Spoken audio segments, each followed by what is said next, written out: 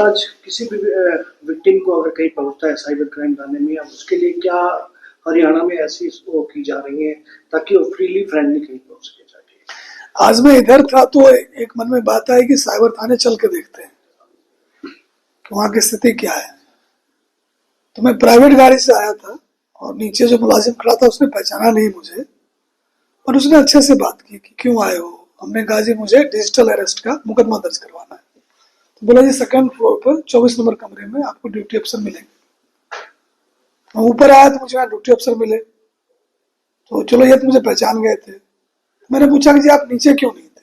बोला जी ये कंप्लेनेंट आया था, इसके पैसे जो थे गलती से किसी अकाउंट में चले गए थे, वो फिर वापस आ गए हैं, ये उनको वापस देना है। इसमें एप्लीकेशन लिखवा रहे थे। तो मेरा जो अनुभव है कि अगर कोई आपको ठगने की कोशिश करे, पर्टिकुलर साइबर क्राइम में, तो मुझे लगता है कि अगर साइबर क्राइम थाने में आप जाएंगे तो कोई आपको, जो आप सिनेमा में दिखाते हैं कि वहां तो पता नहीं क्या होता है, इतना बढ़िया थाना है, कितने मतलब अच्छे व्यवहार के लोग यहाँ पर हैं, तो आके देखेंगे। हम वैसे भी आया करें। हम तो मैंने को कहा है कि अगर कोई शिकायत नहीं भी दर्ज करना, वैसे ही थाने का विजिट करना चाहते हैं करें, साइबर क्राइम पर चर्चा करना चाहते हैं वो भी करें। तो मेरा ये है कि जैसे ही कोई प्रयास करे साइबर क्राइम में ठगी का या डराए आपको, तो आपने भय और लालच से कुछ नहीं करना। अगर खुद मन नहीं टिक रहा हो तो पूछ लेते 1930 पर फोन करके, और उसको कहते हैं देखो जी मुझे इस तरह से कह रहे हैं, आपको क्या लगता है, और उसकी बात को भरोसा करें। तो ये मुझे लोगों को आपके माध्यम से कहना है। आजकल एपी के फाइल के माध्यम से काफी ज्यादा लोगों की मतलब दिक्कतें आ रही हैं, उनके पैसे कट जाते हैं, तो कुछ कोर्ट की तरफ से भी आया है कि आप लोगों के मैसेज देना चाहिए।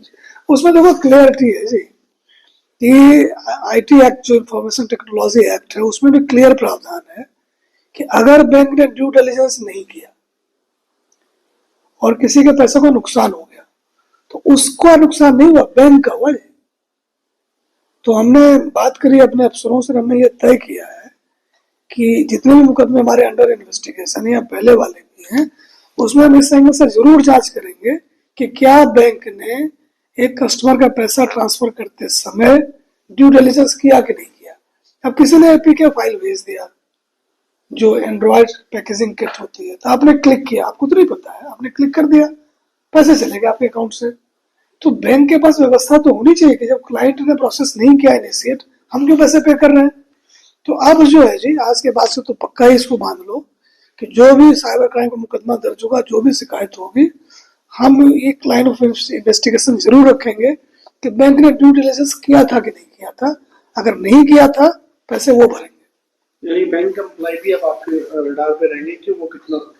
तो बैंक एम्प्लॉय तो देखो 52 को अंदर दे चुके हैं, पुलिस गुड़गांव पुलिस दे चुकी है, उसमें ना हम लोग देखो अगर किसी के साथ ज्यादती हो रही है ना, हम किसी का लिहाज नहीं करते। आप कुछ भी रहो, बैंक के मैनेजर रहो, अंग्रेजी आती हिंदी आती है, आप जानो जी, अगर आप क्रिमिनल से साझबाज हो, लोगों को पैसे लुटवाने में लगे हुए हो, हमारे लिए आप क्रिमिनल हो, तो एक्शन ले रहे हैं। But at the same time ये जेल चला गया, पैसे कहीं और चले गए, कंप्लेनेंट को कुछ नहीं मिला ना, उसकी कोई गलती नहीं है, उसने तो बैंक में खाता खोला कि मेरे पैसे यहाँ सेफ है। अब वहां कौन उसको क्या कर रहा है, बैंक का काम है देखना उसको। अब जो हमारी प्राथमिकता है कि जो बैंक के लोग कनाई कर रहे हैं, जो साजबाज है, उनके खिलाफ क्रिमिनल एक्शन तो होएगा होएगा। ये जो पैसे उसके हैं कस्टमर के, वो बैंक